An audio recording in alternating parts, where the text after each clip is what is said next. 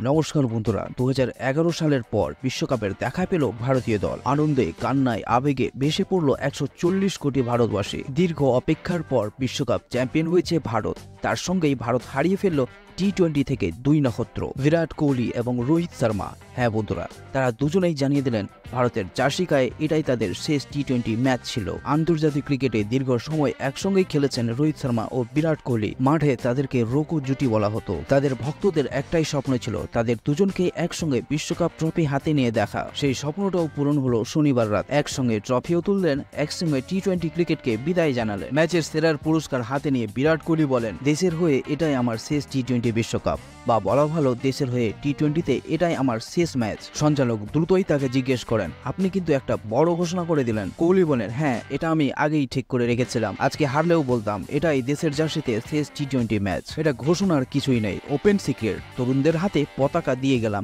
এবার ওরা দেশকে এগিয়ে নিয়ে যাক। বন্ধু বিরাটের ঘোষণার কিছু সময়ের ব্যবধানে সাংবাদিক সম্মেলনে অধিনায়ক রোহিত শর্মাও নিজের অবসর ঘোষণা করে দিলেন। দেশের হয়ে টি-20তে আর খেলবেন না। 13 বছর পর আইসিসি ট্রফি জিতেছে ভারত। এই আনন্দের মাঝেই দুই মহারথী টি-20 ফরম্যাটকে বিদায় জানালেন। পিছনে ছেড়ে গেলেন অনেক স্মৃতি, অনেক ভালোবাসা। টি-20তে ভারতের জার্সি গায়ে আর তাদের দুজনকে একসঙ্গে দেখা যাবে না। এটা অবশ্যই তাদের ফ্যানদের কাছে কষ্টকর হতে যাচ্ছে। বন্ধুরা, ভিডিওটি ভালো লাগলে অবশ্যই একটি লাইক দেবেন এবং এরকম ক্রিকেট সম্পর্কিত খবর পেতে অবশ্যই চ্যানেলটি সাবস্ক্রাইব করে পাশে থাকবেন।